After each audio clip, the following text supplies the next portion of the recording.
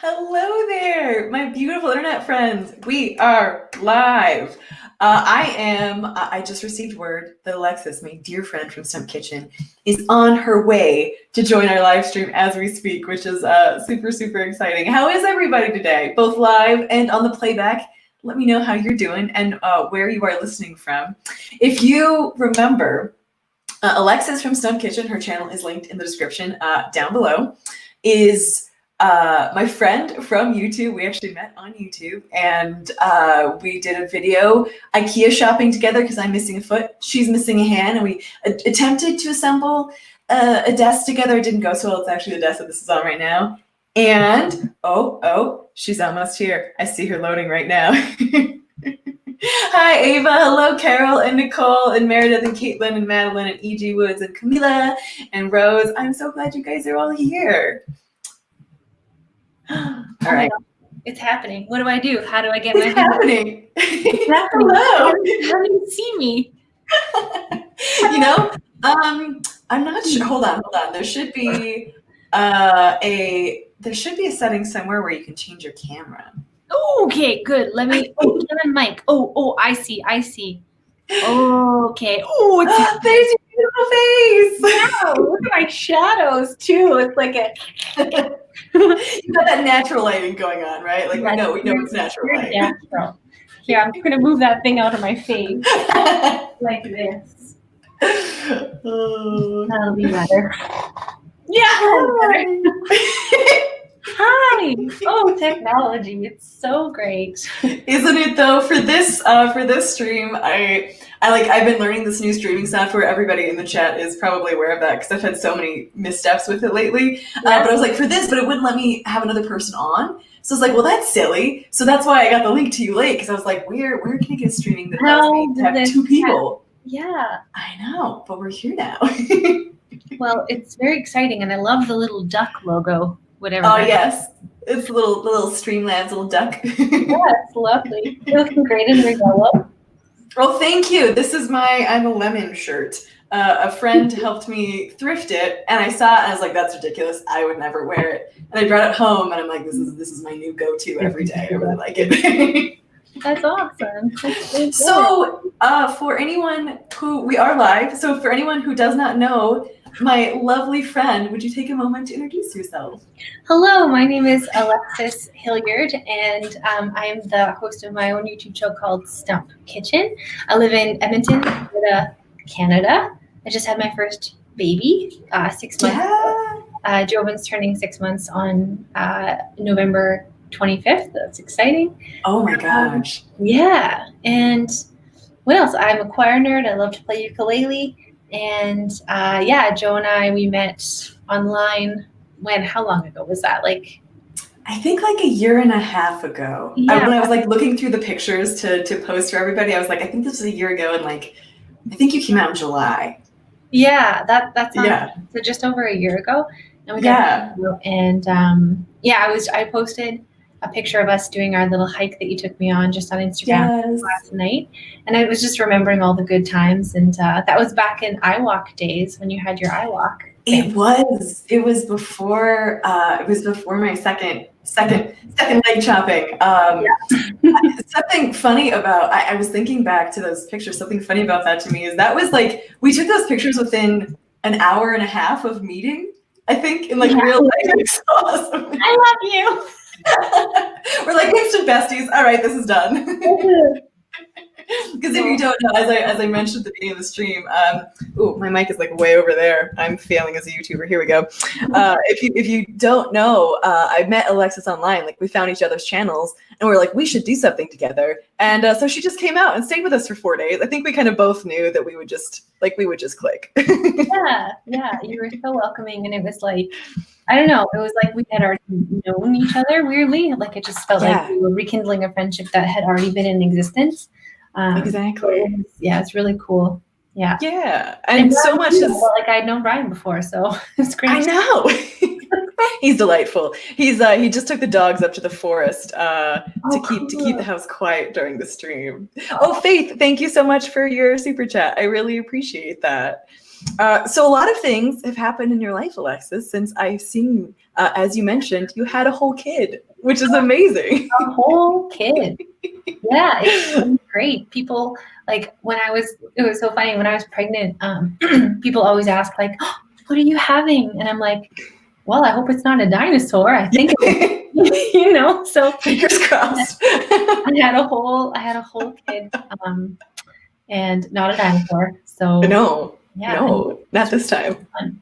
No, Yeah, you've also been on a television show. yeah. I was on what's it called? Mom Brain. Oh, Wall of Chef. Oh yeah. Yes. Yes.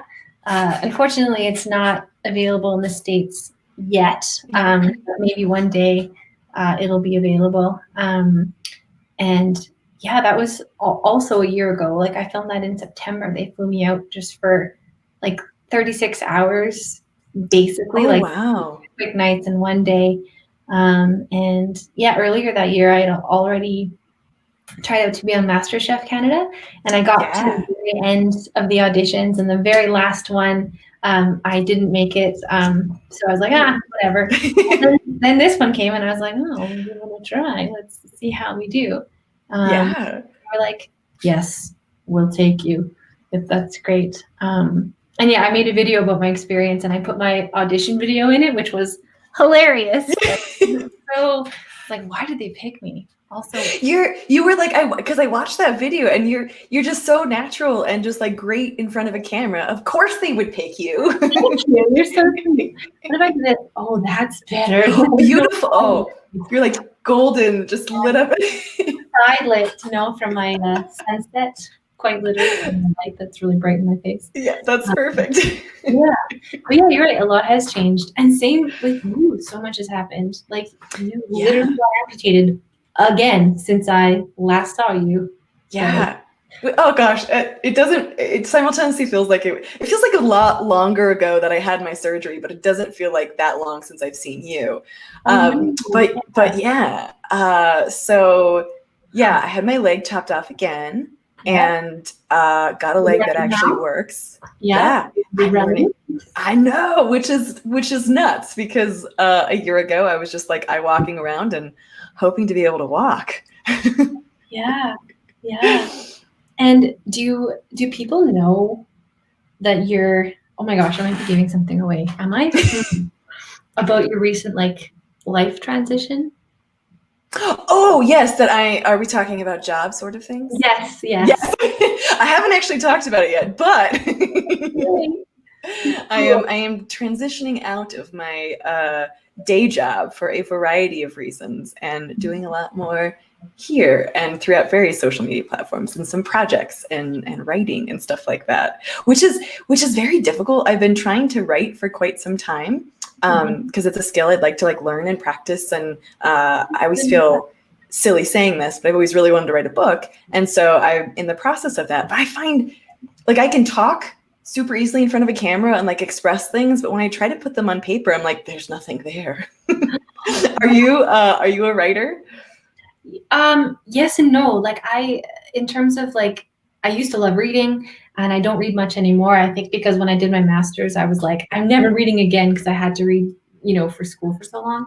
And so writing, I love writing small things, like tiny poems, or a really good Instagram caption that's poetic and emotional and beautiful. Yeah.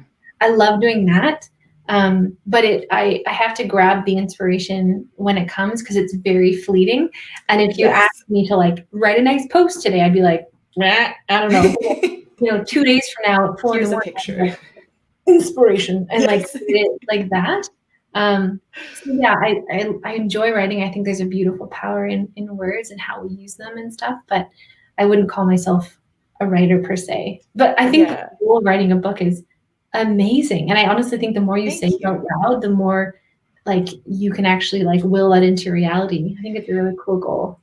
Thank you. Yeah, it's something that I was thinking about the other day, and I was like, I don't have a problem. I'm really grateful to be able to have a platform to like talk to people about experiences or thoughts or mental health or amputation or whatever. And I'm like, this is great. I love being able to do this. But when I try to put something on paper, it feels so permanent, which again makes no sense because everything is like forever on the internet. But like words on paper feel like permanent. I'm like, these have to be meaningful and mean something. And I get all nervous and weird. Where again, making videos, I'm like, blah.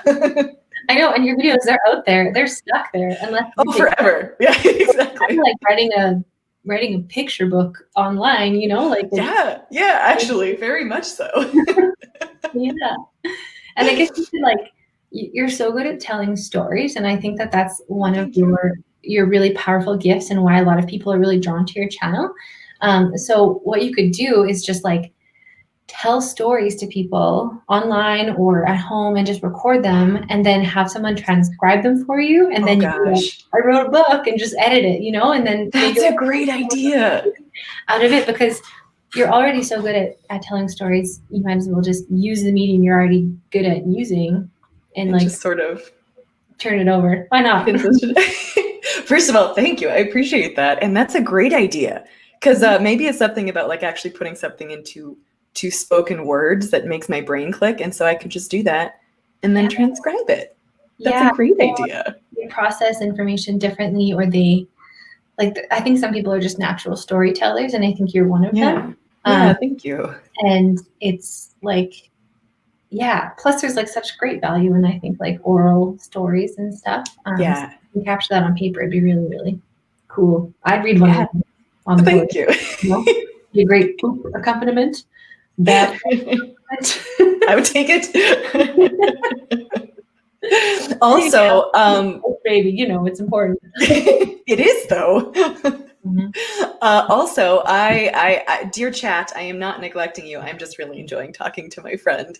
So if anyone has any questions, that's right, you don't. Everyone thinks you're delightful. Well, I thank you, dear chat. You're the best chat I've ever been part of. I know. Chats that though. No. Ava says, I'm really loving hearing and watching these two just talk. Thanks, Ava. I appreciate that. Yeah. So if you guys have any questions for us or for Alexis, please pop them in the chat right now, and then we will perhaps go through them if we remember to check back, which we probably will. Here's to hoping. Yeah. Don't you wish you had like a tiny little helper that was just like reading your chat for you, you know, like a moderator, so you didn't have because it's so tricky. I mostly wish my brain could just watch both of them at the same time, but it's not going to work that way. That would be amazing. Also, what is my hair doing? Your hair is doing wonderful things. Speaking of hair, I tried something new today. I'm curious what you'll think of it. I've heard that side parts are no longer cool. And so I've heard through the TikTok, which is where all the cool kids hang out, I guess, that middle parts are all the rage now. And I used to only part my hair down the middle as like a little homeschool kid. What do we think? What do you think? Absolutely. You just 28 years off your life. I'm like 2. Yeah, now you too. You just, I don't know how old you are, but yeah, you shaved like, I don't know, 25 years off your life. So, cool. I liked the clip that you had on as well. That was pretty bad. The little barrette. Yes. The problem with this though is that I have this habit. I just constantly am like switching hair sides, and that kills the middle part pretty quickly. Absolutely. You know what? You inspired me. I'm gonna see what my hair looks like if I do a middle part. Because I have this this shave patch here. I love that. It's so badass. So let's see if the middle part looks good. So far, you're killing it. Hey. Oh hey. Do you know this reminds me of? Do you remember our IKEA video when was it that one when you were doing your hair? No, you were like doing this in the car. Oh yes, in the slow-mo. Yeah, you should link that video in the chat because holy crap, that was Oh, I really should. I should have linked it in like the description of the video. I linked up all your information, but I forgot to put any of our stuff down there. I'll take it. Thank you. I'm sure people can find it if they want it. But Ava says you look like a teen with the center part. oh, So it also shaves a lot of a year or two off your life too. oh, me? Oh yeah, absolutely. Yeah. Oh yeah. 100%. A high pony. Let's do a high pony and see how young I can look. Here, let's do. Oh yeah. How's this? Now, let's tighten that up. It's beautiful. Excellent. There we go. So like it's just perky and happy. Hi, I'm 17 in the 90s. This is real. Like this was a real thing that I would strive to do. It was a good time. Were you like a super high ponytail? Oh heck yeah. Yeah. Like I was born in the 80s, and so this was just like all the rage, you know. And it looks bouffanty and beautiful. I'm gonna keep it for this live stream. I like it with like the gentle curl too. Beautiful. Yes. This actually is from not being brushed for about 3 days because I have a baby. So yes. Pardon me. Do you remember how much I used to burp at your house?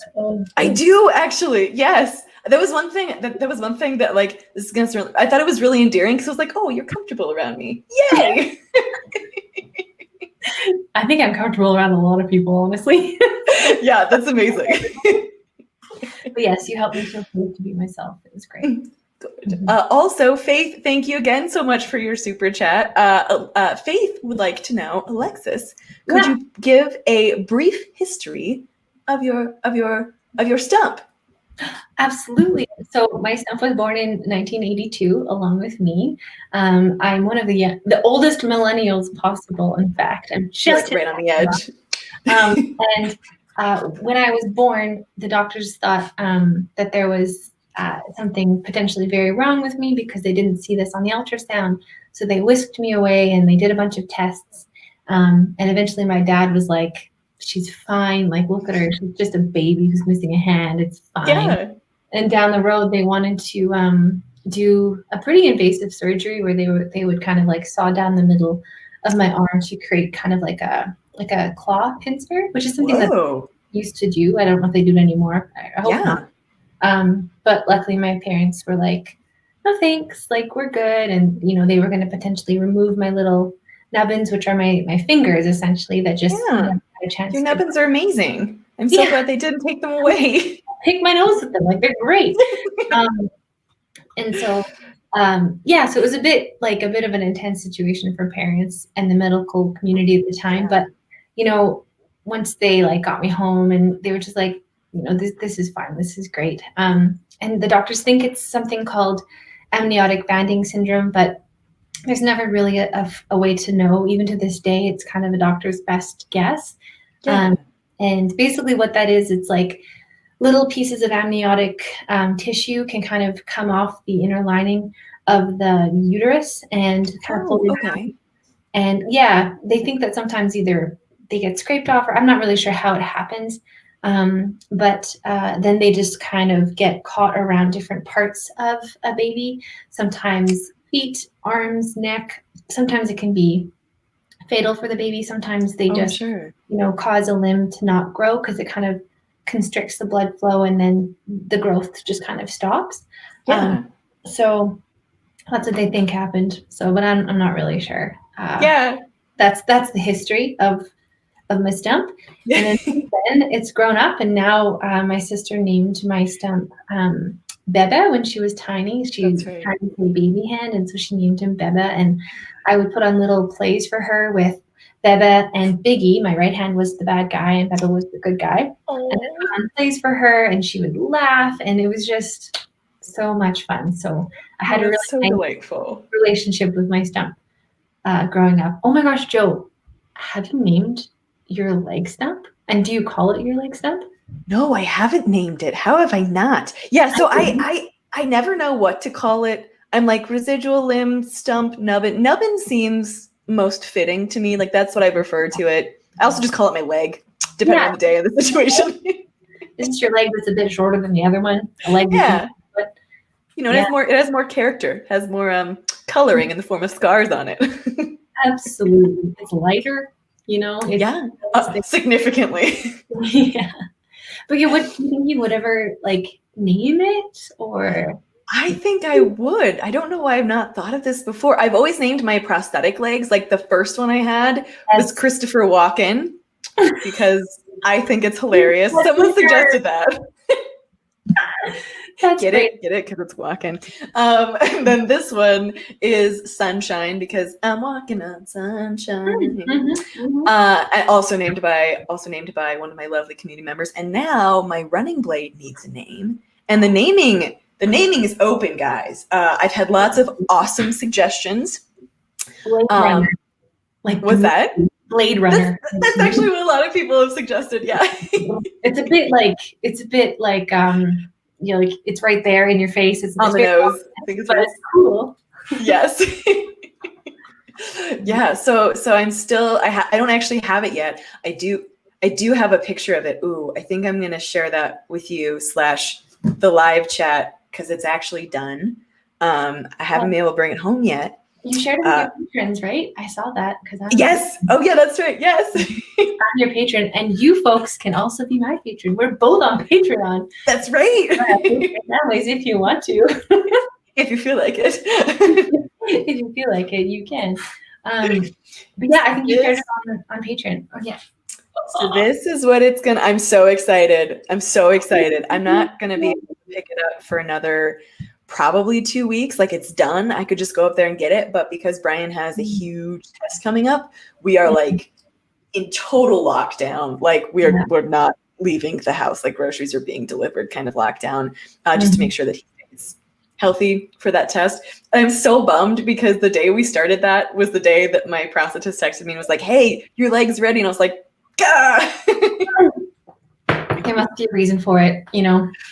Just to build up the excitement, maybe. I don't know. Yeah. I mean, I've also waited like 16 years for it, so I feel like I could. I feel like I can wait a little longer. Yeah, a little while. Oh, we have some other suggestions. I remember this one, Dory.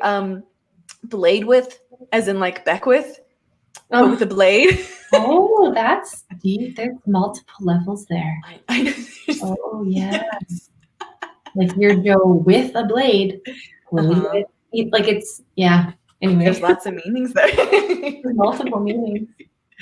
So let me scroll up here because I know I missed a lot of questions. I had a minor electric when I was like in elementary school, and I named it Lefty. It was very original. That's the only other name I've had for a prosthetic, I think. Yeah, Lefty. I had a bunch of prosthetics, but that's the only one that had a name because it could move. Like, but anyway. Did it make noise when it moved? Yes. Yeah, it did. And it was like that loud too, because it was like the 90s, so it was really heavy. Not like the cool bionic arms that people have now, which are like you know, like, fun things like that. It's amazing. Yeah, it's pretty cool.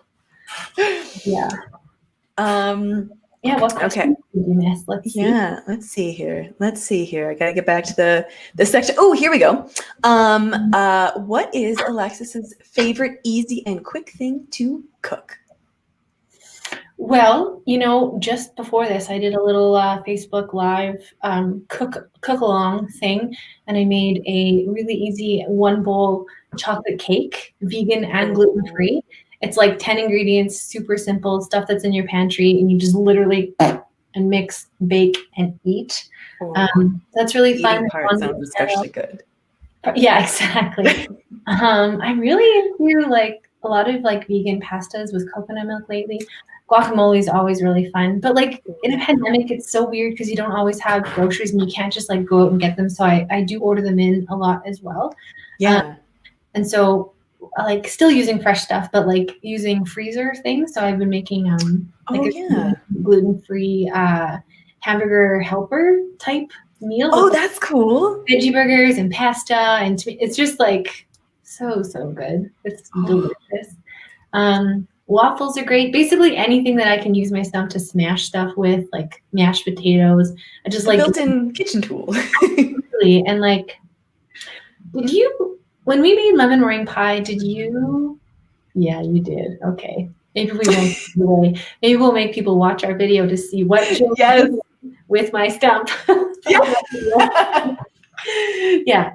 Actually, yes. It was just like as a tool in the kitchen. It's actually amazing. It's actually very Also, just quick side note, if you are anything like I was, my lovely, lovely chat members, and you hear vegan and gluten-free and you think, oh, okay, I guess I could, sacrifice flavor for, Right. no, it's so freaking good. When you were out here, you made grilled cheese sandwiches that were vegan and gluten-free, I believe.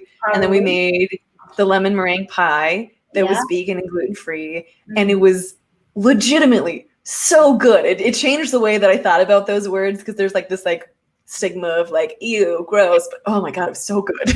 I'm so glad. Yeah, like you don't have to sacrifice flavor. And I just I cook with like full fat everything. And that's one of the things. I'm just like, put it in, put the flavor in. Yeah, it's just really, really, really fun. And I try, like on my channel, most of the stuff I do is cooking stuff, but of course I do like other things too, like interviews and things like that. But I try to do recipes that are all pretty simple, really tasty, because I have to eat them. I'm not going to make yucky stuff. I put, yummy things into my body only. Stuff that's kid friendly too. I cook with a lot of kids with limb differences.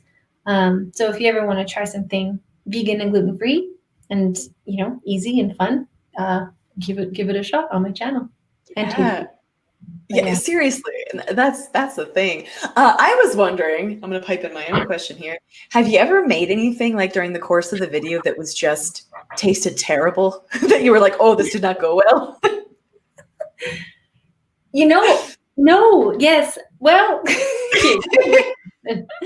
let's back that up for a moment. I think like things have tasted pretty okay, like pretty good. It's whether or not they like turned out, like, did I burn it? Probably. Oh, yes. Did it not gel? Like I think I was making this like weird like like a Jello based dish, like a vegan version of it, and it didn't gel. It tasted great, but it was like soup, So I'm gonna say yes and no. Yes, that makes perfect sense. Absolutely. It's more the the failures I put online, because I'm like, you know what, everybody fails in the kitchen, everybody messes up, and it's fully okay. And I used to get so like about it, but as soon as I embraced those imperfections and embraced the fact that like, no, it's not going to be beautiful, and it's okay, and I can drop stuff and burn stuff and whatever, then just cooking felt a lot more free.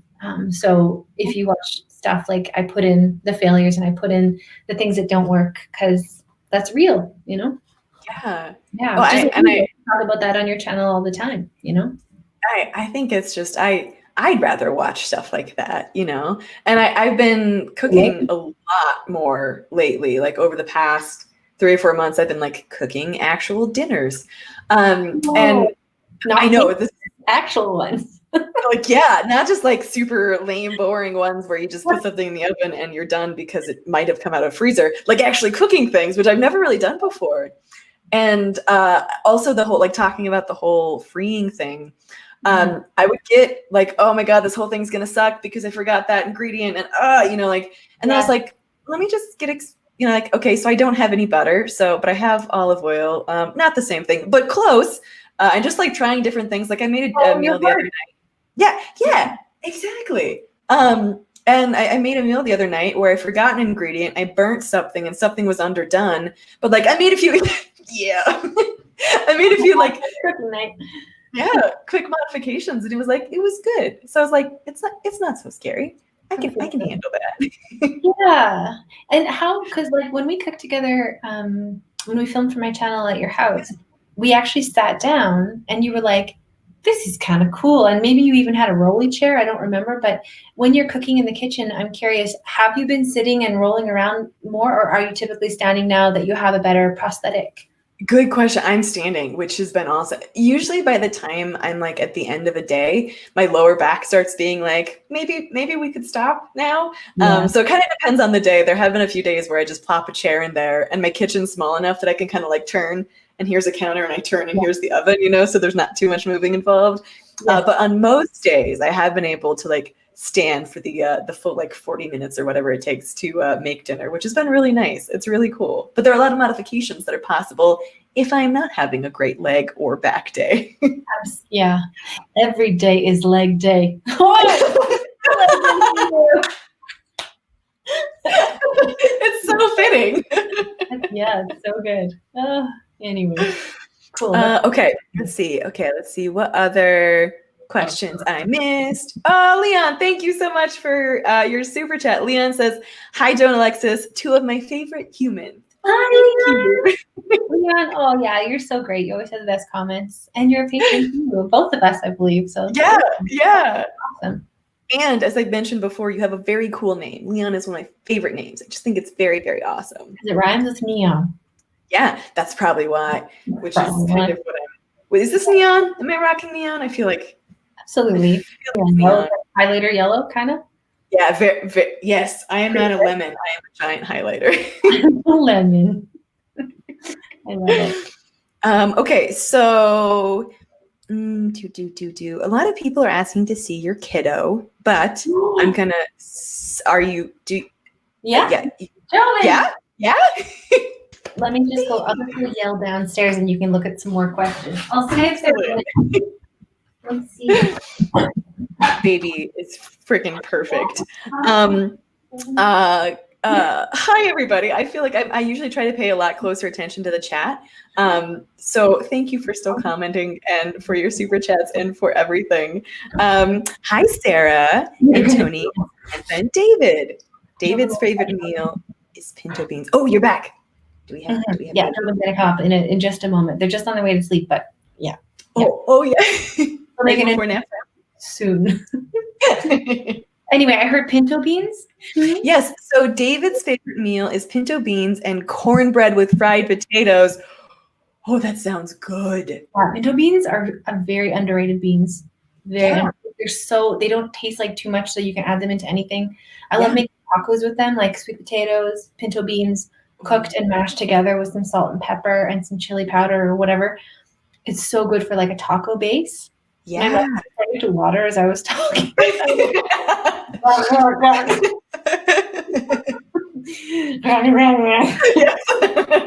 Oh my god. Also, cornbread. Cornbread is one of those, like, do you have foods that you could, like, if they were in front of you, you could eat all of it? Cornbread is one of those things, like, if you handed me an entire pan, I could eat the whole thing. Yeah. Absolutely. I completely agree. Like, all of the things. There's a baby. Here's a baby. We got a baby coming, guys. I'm really excited. I met Tobin for the first time, like on video, like 2 weeks ago. Baby. Hi, Joe. Hi, Tobin. Who's that? That's my friend Joe. That's my friend Joe. So big. I feel like they're bigger than the last time I saw them. That's probably accurate. Wow. Hi, everybody. I'm almost 6 months old, and I like to do this with my eyebrows. Double eyebrows. Oh, dramatic eyebrows. I love it.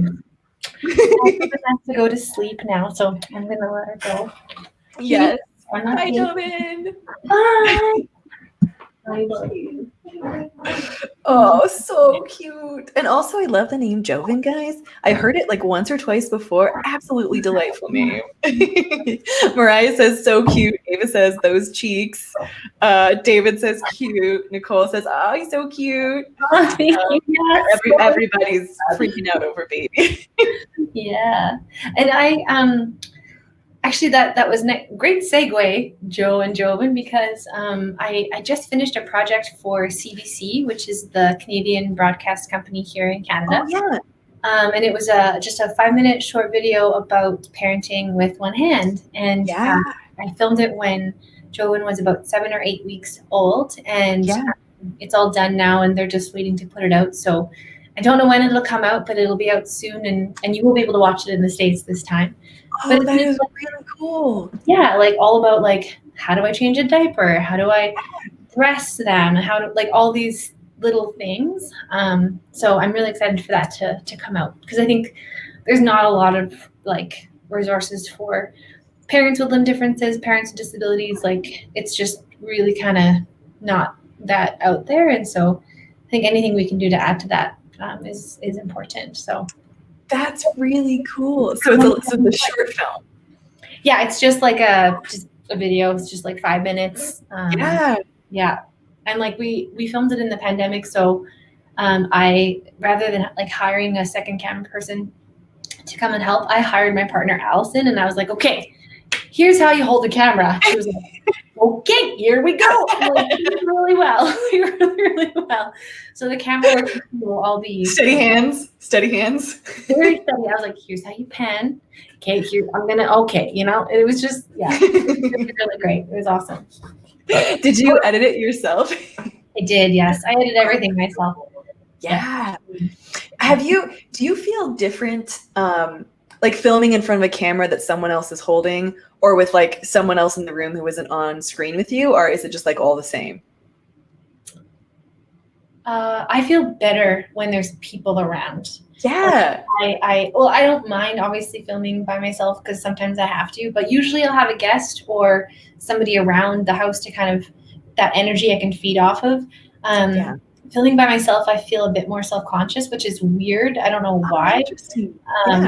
Like editing, like when I was editing that witches response video that I made last week, it was like the amount that I would start to talk and then just like mess up and have to like restart a sentence. Like nobody sees that because you edited it out, but the power of editing. Yeah, right. Like and you're really good at this. Like you talk and I'm like, wow, there's no breaks in your editing. Like stay with the story, and I'm like, how do you do this? But for me, I think like I love being with somebody or having other people there, because then it's just more, I don't know, like organic or it's just conversational. Yeah, exactly. Like more comfortable for me versus like the talking to the camera type thing. But yes, it's a skill I want to develop. So that's funny because I'm like polar opposite. Like it was hard with Brian being home all the time now, because he's home all the time now, like we both are. And I'm like, I used to have hours where I was like, the house was alone, like it was quiet, this was good.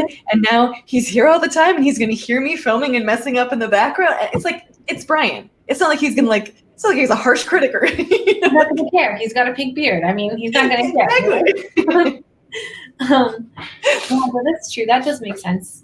That's different when you have like, when you're talking to someone on camera versus having someone in the background. So that would be tricky.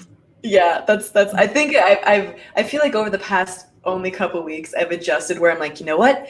Doesn't matter if he hears me say the same sentence 5 times in a row, because that's the power of editing and we're doing it. It's funny because Allison, whenever I edit without my headphones in, which is pretty rare now, but like she'll hear the same thing, like, welcome to STEM. And I'll be going back and like, fixing things. And she's like, hi, here's your headphones. I can't. Sorry. It's not. It's funny. Yeah. Editing does sound like the same thing when I like have the noise on. I'm like, this sounds obsessive, because it's like you listen to the same clip over because you're making tiny little adjustments on like that side or that side. Absolutely. Yeah, exactly. Yeah, and that's something that like so many people that I talk to that are YouTubers, not actually, I shouldn't say so many, a lot of people hate the editing part, and I just love the editing part. Like it's like the science or the art behind it. It takes forever, and I can't do it very much right now, which is why I'm literally 2 weeks behind on my next video. Like it's awful. But I'm a parent. It's what but like it takes so long. But I love the art. I love the like, I'm gonna zoom in here, and I just like making myself laugh with like some of the editorial choices, and like. And you too, like when you make those really good job of that. Like your videos, like the editing is hilarious. Like I aspire to be the kind of editor you are, because it's perfect. Oh, thank you. That means a lot. Like that really, really does. Like it's something. I just think it's such a beautiful thing to be able to do, and it just takes a long time. But I guess we pick these jobs for a reason, and it's okay. Yeah, I've thought people have suggested before, like, oh, you should think about getting an editor or something like that. But I'm like, I don't know. Sometimes I'm like, oh, this is going to take forever. Like, I want to make this video. I want to tell this thing, but I know it's going to take like 10 hours to edit it. And I don't want to do that. And there are other times where I'm like, this is how I'm crafting the story. Like, this is art. Like the editing is like choosing different colors on a paintbrush, because you can have the same footage and make it look 27 different ways, you know? That's such a good point. And like the music choices and, maybe it's even a matter of like, because you have so many different types of videos, you could do, some half could be edited and half could be your own, maybe even that's a good idea. Who knows? I know some people who actually do that. So they like keep control or keep artistic, on part of it. Also, Faith, thank you again so much for the super chat. Faith says, I can't handle the cuteness. Is that us? Are we cute? We are. We're cute. Probably you've Joven, but I'm just going to pretend it was about us. Yes, I am going to pretend that as well and just soak it in. Okay, so Laura says, how is it editing the sound of your own voice? I hate hearing myself on video. Laura, I think it's really natural to hate hearing yourself on video, but I'll put that question to you, Alexis. How is it hearing your own voice over and over? All right, I've got a really weird thing to admit. Yeah. I love the sound of my own voice. And that's maybe awesome. that's why I like editing. I'm not sure. Yeah. But it's not like my voice is so great. It's not that. It's just I really like and enjoy hearing myself talk. I like being able to craft those stories. Like you said, I like watching myself laugh. I like, quite honestly, and I think I told you this, Joe, maybe when we met, but the whole reason why Stump Kitchen started and really stuck is I was going through a really, really hard time with my mental health. And it just so happened that I also became vegan at the same time and didn't really know what to cook for myself. And I kind of had to just start making stuff. And I realized that cooking was bringing me this like such immense joy, because I was automatically using my stump as a tool just by accident. And my partner was like, you cook really cool. Like, we should film this. This is awesome. And so it just happened to we just happened to film, me making waffles. And as I edited that first video to kind of put out just to see what would happen and share with people, I was watching myself experience joy in a way that I hadn't witnessed or felt in so long, but I captured it through cooking. And so the active Stump Kitchen and the reason it kept going for me is because it was like this beautiful like string kind of pulling me out of the muck. And yeah, it was just such a beautiful thing. I forget, what was the original question? I just got off on a tangent. I think it was about hearing the sound of your own voice, but I love where you're going with this. So just continue whatever direction you'd like. Hearing the sound of my own voice. It was the same thing. Hearing the sound of my own voice, experiencing joy, and watching my body experience joy in the cooking. And so then that's why I kept going, because I loved capturing that joy that I got from cooking with my body in such an embodied way. And then I loved that joy that I would capture cooking with my friends, and then with new amputees that I would meet, and then with kids with limb differences. It just kept snowballing. And then I went to Colorado, and you and I could, it just kept going. So yes, hearing my own voice, I do like that for whatever reason, but I really like capturing the joy, which is also reflected in my voice. So I think that's why. I love that. Also, Dory, thank you so much for your super chat. That's very kind of you. To add on to what you were saying with that, I also I think I was weird about being on camera for a little while, because you could pick out stuff about yourself that you don't like all day if that's where your brain wanted to go. But I've gotten super used to it, and I don't mind. For the most part, I don't mind. The only time I ever hear where I'm like, please stop talking, self, is when I get the same sentence wrong 8 times in a row, and it's over and over and over. That's the only time. But going back to what you're saying about seeing yourself on camera and seeing it edited and being like capturing that joy, I feel like that's something I've never been able to fully put into words. But a lot of the videos that I make are what I want to hear, or what I needed to hear at some point in my life, or something like that. It's like trying to speak to something that was missing, or something that I wish I knew early. Just stuff like, not in a bad way, but just this is an honest expression of where I am or what I want to be saying. And I'll find if I like watch videos back sometimes, I hope this doesn't sound super narcissistic, but it's like, but it's like me talking to myself exactly what I needed to hear. And it's very grounding and like reassuring to me that like I'm still there. Like I might be going through a hard time, you know, in this moment when I'm watching it, but I know that my head has been in different places before and it will be again. And it reminds me of stuff that I know that I may have forgotten. And I think it's interesting that we both sort of have like this emotional connection in a positive way to like seeing what we're doing. I love that. I think that's really awesome. Yeah, I think it's a really important tool and absolutely not narcissistic. I think that something I've even told others that are going through hard times is when you experience a glimmer of joy or hope or whatever, or get a new pair of socks that you love, just take a little video of you putting them on, or take a little video of you doing the thing that you love, and come back to that, because your brain, when you're having a hard time, doesn't want you to, like, it won't let you, like, you know, you and I both have had our own journeys with mental health stuff, and we know how hard it can be to access joy at different times. And so if you can, you know, capture it and then trick yourself and watch it later, it's like, oh, yes. So they don't have to be on YouTube. They can just be on your computer.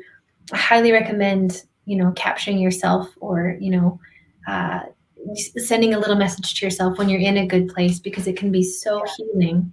And healing, I think, is the word I would use for it. I totally hear that. I think the oh, David, thank you. David says, enjoy watching you two, Alexis and Jo, bring out the best of each other. I do think that's true. Yeah. 3 legs, 3 hands, 2. How many hearts do we have? 2. Wow. Wait, yes, last I checked.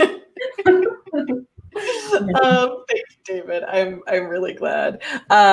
So I think on the flip side of that for me too, like watching, there's this one video in particular that I made where I was like in a very dark mental place. And I was like, I'm gonna take a video during this time, like not in the after depression, not in the when I'm kind of more stable. I want to take a video in like the depths of it and articulate what I'm feeling. I mean, like the point then was to like give, you know, an accurate picture, or maybe someone could relate to it or whatever. But going back to that, I so don't feel that way. Like I so don't feel the things that I'm talking about there. And it's such a good reminder for me when I get back to dark places, when like your brain is just convincing you everything sucks, everything will always suck, like it's dark, it's numb, it's, you know, this is how it's always been, or, you know, it's a good reminder that like, no, I come out of that. Like it comes and it goes, and there's things I can do that help. And seeing that person now, I'm like, oh, that's not what I feel all the time. And so I think it can be really healing on both sides of things. I totally agree. And that's actually a good reminder to me because I've put a couple pretty real, like low point, hard time videos of myself up on my channel, maybe like just a handful. But I haven't watched them in a while. Like I do go back and watch kind of the weird, funny ones, you know, but I haven't watched those. So it would be really interesting to go back and check on them. That's a neat thing to remember. Yeah, it's like a cool, it's a good reminder. And I feel like, I don't think it's something that would work for everybody, but like definitely help some people. We have another question from Bill W. Jr. 2. Do you guys think there will ever be burnout on vlogging or making videos? Do you think you'll ever hit a wall and be like, nope, this is not it anymore? For us personally? Yeah. Oh, that's a great question. Yeah. I think if there was burnout for me personally, it would be because all of my energy would have been expended on my baby, or you know, some of the chronic pain I'm experiencing post-birth and that kind of stuff, or just like trying to do my life, but not for lack of want and for lack of ideas. Like I have this ideas list that is like, it's as long as my stump, Jo. It's really long. Really long. And you know, sometimes if I for some reason don't have an idea, or I do feel burnt out, I'll just like, you know, think about different, like I'll think about you, or like our collabs, or think about other people that I really admire, and just kind of like get some inspiration from what they're doing, and that sparks my, you know, imagination or whatever. So I used to think that. I used to think like when I took the leap into making this my like full-time job or whatever, I was like, it's risky. Am I going to run out of things to talk about or do? I don't know. But then if you realize that you can just kind of like be the curator of your own channel and not worry too much about what other people are going to think, because really they're kind of like, they're here for you. They're like, yeah, you can do a little vlog if you normally can. Okay. People aren't mean like normally as like I was worried about it. Like they're here for you if they're here for you. And if they're not, and that's fine. So it gives you the flexibility to kind of do more things than you might think. So it's something I was worried about, but not anymore. Yeah. Mm-hmm. How long have you been doing this full time for anyone who doesn't know your channel? 3 years. I think the channel is like 4 years old, and I've been doing it full time for about 3 years. Full time with like a lot of other side hustles because you know it's not a full time income, that's for sure. Whatever. Shockingly, YouTubers are actually not rich. Nope. No. Well, I mean, if I like tried to live off of my ad revenue alone, I think I would make about $12 a month. It's like, no thanks. Maybe a meal. Yeah. That's why Patreon, I think, is so important for creators. Yeah. It's a really great way to kind of be able to do what we love to do. But anyway, how about you? Did you worry about that, or do you feel that? Because you put out content like what, 18 times a day? A video from you? Like, and I mean, no pressure. Like, just because you're putting out that much content doesn't mean you have to continue. Remember that. And I think that we put pressure on ourselves to like constantly create. And I eat myself alive. You know, the fact that I'm like 2 weeks late on a video, I'm like, but then I'm like, no, like that's capitalism telling me to be a certain way when my child hasn't been sleeping and I should be caring for them. And that's where my heart needs to be right now. It's okay. Like work will come. But anyway, I'm going on a tangent. You create a lot of stuff. So do you worry about burnout or like lack of ideas, or how do you manage all that, you know? Yeah. So when I first started, that definitely like wasn't a thought for me. Like at the beginning, I didn't worry about that, mostly because I didn't have any kind of goal in mind. I was just like, I'll make a video. It makes me happy. Maybe we'll connect with other people. Cool. Let's throw it out there. But then as I started getting more like, a lot more into it and more like, I really like this. This is really cool. I think like ideas are just always going on. Like my brain is just always thinking of like, oh, I could do that, or think about this thing or that thing. And I have like this Evernote list, which is a note-taking thing that's just like goes on forever. And I go back and look at them and I'm like, I'm really glad I never made that. Yes. Yeah. Some of them are crap ideas, and I don't know why I ever wrote them down, but some of them I'm like, oh yeah, I could go back to that. I think more, so I definitely had to for a while there, it was my goal to put out a video every other day. And so I did that like religiously, while working a full-time job and recovering from surgeries and stuff like that. Hard for you. Yeah. Yeah. It was like, I loved doing it. But when it got to the point where I'm like, oh God, I have to make a video or I was like, no, that's not what this is about. And that's not going to produce content that I want my audience to see or connect with. Like I want it to be something that I have joy in making, or passion. I think that's a better word, that I like have passion for making. Because I feel like that's what an audience deserves. Like that's what you guys deserve. And so I try to like make a video like at least a couple times a week. But I'm also not like freaking out about schedules. I've been doing a video every Sunday for a while now, and some stuff happened this morning and I was like, it's just not going to happen today. All right.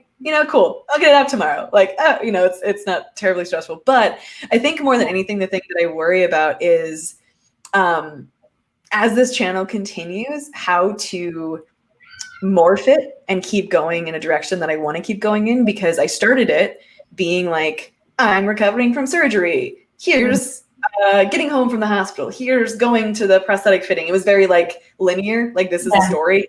Yeah. And now there are definitely things like that. Like I have a lot of really cool, like trying things videos that are coming up, like things like skateboarding, or running, or like, training for a 5K or stuff like that, where that continues. But it's not the sole focus anymore. And so it's like, I always want to make stuff that I'm excited about making. Mm-hmm. And that is not always talking about amputation. As you guys know, like I make videos and stuff too. So I think more of the tension comes where I'm like, this topic is not what I normally talk about. Can I talk about this? Will people like it? And you usually have to like just get past that and be like, yeah, I'm gonna do what I want to do. I hope it connects with people. absolutely. Yeah, it was like the first time I did a vlog video and not like a recipe video. I was like, ugh, because it was like so lovely to do, and like people could connect with you. I think it's important because then different audiences, different people connect with you in different ways, and you never know who you'll be reaching by kind of branching out and doing different things, and it's still you. Like, yeah, exactly. You know, and I think that that's kind of why people come to channels, you know, like ours. I think it's for like, you know, connecting with us as a community and as a family, and so you can do those new and interesting things. I love how your channel's been growing. I think it's really, really cool, and your thumbnail game is on point. Thank you. If I don't have a good thumbnail idea, I will like go to your channel and be like, okay, let's. Really? Oh, that makes me feel great. Absolutely, yeah, absolutely, yeah. And I have a friend of mine who's helping me make them right now, which is very helpful. But yeah, I used to be like, what did Jo do? Let's take a look. I got Photoshop like 6 months ago. Like I've known how to use it before. Okay. Chapstick break. And then and so I've been like playing around a little bit more and trying to get more creative and being like, what can I do that's a little bit different, you know, that kind of thing. It's very good. Thumbnails are they're on point. They make me want to click on your videos. Yay! One thing, I don't know if you feel the same way. I always feel a little weird about titles and thumbnails, because titles and thumbnails are the reason that people click on your videos for the most part. But like when you have a dedicated audience, like we both do, like there are people who are consistently, I see so many of you in the chat right now are like consistently commenting on my videos and stuff like that. And it's amazing because like there's this little community. But outside of that, titles and thumbnails are the reason people click on your videos. And so you've got to make it interesting.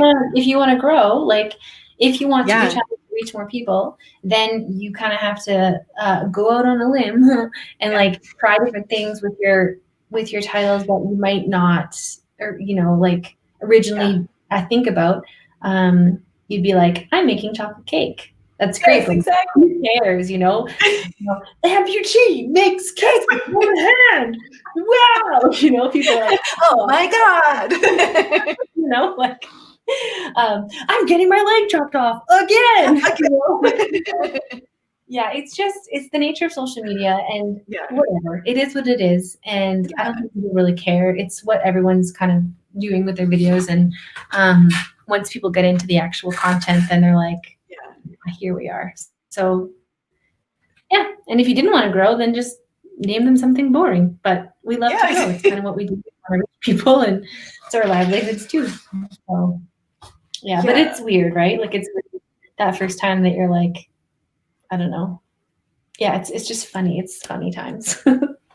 Like with some of the more like topics that I know can look controversial, and I'll title it based on that controversy or whatever, but I'm like, please don't judge it based on that, because the title is not like what I'm going to say is not what you probably think based on that. But like, it's not clickbait because I am answering that question or whatever. But it's a fun time. Yeah, it's a funny time. That's for sure. So Adonis would like to ask you, I always wanted to know how it feels. Do you still feel like you have a finger, like fingers is what they're asking? Oh, the thing is with me is I never lost a hand. So I was born with, I guess, essentially a very tiny, tiny hand. Had I had this amputated, had I had a full hand and had it amputated, then I would probably experience phantom limb pain or phantom limb experiences, and I would feel my fingers there. However, so these are just really small. They just grew. This is about kind of what your limbs look like when you're like, I don't know, like 5 or 6 or 7 weeks in utero, like really tiny, tiny. And so I think like there's no bones, there's no muscle, it's just cartilage. There's a tiny nail on the end there. And I have a video about me painting my nails and all that stuff. Or nail, I should say, rather. But when I do things like, say if I do like this, I feel like I'm doing the exact same thing. I feel it in my body, even though there's not really anything to do that. I'm doing the exact same thing in my brain. It feels the exact same thing to me. This feels the same. I just give you the middle finger. Like this feels the same. This feels the same. Thumbnail. I'm creating the same life, even though like. So I don't know. I don't really know how to answer that question. But I've never felt like I've had fingers, but I also do feel like I have fingers. So It's a little bit of both. Yeah, a little bit of yes and. Yes, and yeah, it's an interesting experience. I just saw a question here. Blue Diva says, I shared your pregnancy series with a dear friend of mine that's above knee amputee, and she's just about to become a mama. Thank you so much for doing your mama series, they say. Oh, that's so awesome. That's so good. And there's lots more coming out as soon as I get my butt in gear and can actually have time to edit. There's about 6 more, I think, coming out. And I'm really glad because one of the parents that I interviewed, Krista, is an above knee amputee. So she hopefully has some relatable stories. So that's awesome. Thank you. But there is more to come. Oh, also, I realize we're at an hour. Do you have to go? Do you have a time restriction? Probably soon. Like I don't have a restriction, but I'm probably a baby that's going to want milk. But I probably have a few more minutes if there's other questions or whatever. But I'm on, your clock. If I hear a hungry baby, I'll be like, see ya. But yeah. So then, my lovely chat members, if you have any final questions, comments for our beautiful guest today, pop them in the chat right now, and we'll see how many of them we can get through real quick. Ava says, have you two ever thought about making a podcast together? Your conversations are super interesting. Thank you, Ava. Thank you. That would be amazing. Like I think honestly though, like I think just any excuse to hang out with you and chat would be great. And we could just record them and put them out. But like it would be like, come have coffee with Joe and I. Oh, that'd be great. I've thought for a while of making a podcast, like a cup of Joe with Joe and whoever I have on or whatever. So I'm very lame. I know, but I love it. That would be so amazing. I think, I mean, that would be really, really fun. I don't think I can take anything else new on right now. But in an alternate dimension, I think that would be absolutely incredible. Parenthood is just like, it eats everything. It eats all the time, but it's really, really joyful. And the energy and the brain. Absolutely, yeah. Nicole, thank you so much for your super chat. Nicole says, hey, how's it going? What's on the menu and what have I missed? Oh, Nicole, you bring up a good question. What next recipe are you going to be making on your channel, dear Alexis? Let's think about that. Maybe something with breast milk. I made breast milk ice cream. It was really delicious. Oh, yeah, that's right. Yeah, it was so good. Oh my gosh, like that's amazing. Weird. It's like, breast milk is sweet. It has like a natural sugar in it, and so it's actually a bit sweet. So I don't know. The next videos I have coming out are interview videos, so like parents with limb differences, and then editing some old footage where I made curry with Matt Fraser, and blueberry, Saskatoon berry grunt, which is like a Newfoundland dessert. I made that with my midwife when we were in the same pod for, COVID. So that'll come out whenever I edit it. Yum. And Saskatoon berries are berries that grow in our region, and they're so good. But I'm always open to suggestion. One-handed hacks, other pandemic meals. I'm not really sure what's going to come out, but yeah. Pandemic meals would be a good series too, like things that are easy for everybody to make. Your pantry stuff. Yeah, like Okay, so let's see here. Another question before you have to depart. They said that I'd be following that podcast religiously if we ever chose to do so. Natalie says, no question, Well, but it was great to... Yeah. Natalie says, no question, but it was great to hear you two chat. I always feel related to Alexis because they also live in Edmonton. Have a great rest of your Sunday, too, they say. Whoa! Hello. What area are you in? Are we close? I'm in Ritchie. Let's be friends. That's what Also, speaking of Edmonton. Oh, yeah, that's right. I think we're like delayed by a second. So if I'm interrupting you, I'm really sorry. Okay. But speaking of Edmonton, Brian and I would still love to come visit you guys when travel is okay again. Absolutely. Okay, everybody watching this, either now or later, whenever you're watching this, I'll say again, you've got to get on these two to come to Canada, because I think it would be so funny if you and I went skiing together, skating together, or just shot the shit, cooked in my kitchen. Yes. I can show you around. So one day when things are safe and you can come, it will happen. It's not a matter of if, it's a matter of when. Yes. So yeah, we can go climbing together. Oh, just all the that'd things. be so fun. Oh, I feel like a climbing together video would be really cool, but also skiing or ice skating, amazing. Yes. Once the pandemic's over and we can travel, expect those videos to come out, people. Yes, please do. Please do. Well, I will let you go as we are up on time. I know you have a hungry baby, a hungry sleepy baby. Take care. Yeah. But this was so lovely. Yeah, this was awesome, and I really appreciate you coming on and being my first live streaming with someone else guest where we could work out a little bit of the technical details. But it's so great to see you.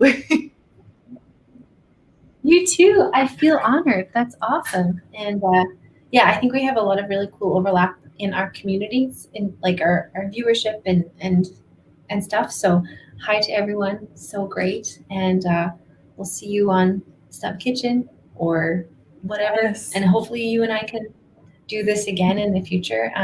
It's really, really nice. But yeah, I could talk to you for days. So we could talk about something else. I would love that. I would love to have you back on. I've been really enjoying these lives in general recently. But check out the little ticker thing down there that I just popped up on screen. Follow Stump Kitchen on YouTube, on Instagram, on Facebook. Anywhere else I missed? Yeah. Twitter, but Twitter. Yeah. Do I tweet? I don't know. Yeah. Twitter's the neglected platform for me as well, where I'm like, yeah, okay, maybe I'll post something every once in a while. Like the forgotten child of social media for us. We're like, oh, sorry. Yeah. All right, everybody. Thank you so much for joining us today for this live stream. Alexis, it was so great to talk to you. Thank you for joining me for this live stream. And we'll do it again soon. Sounds good. Okay. Yeah. Bye, guys. Bye.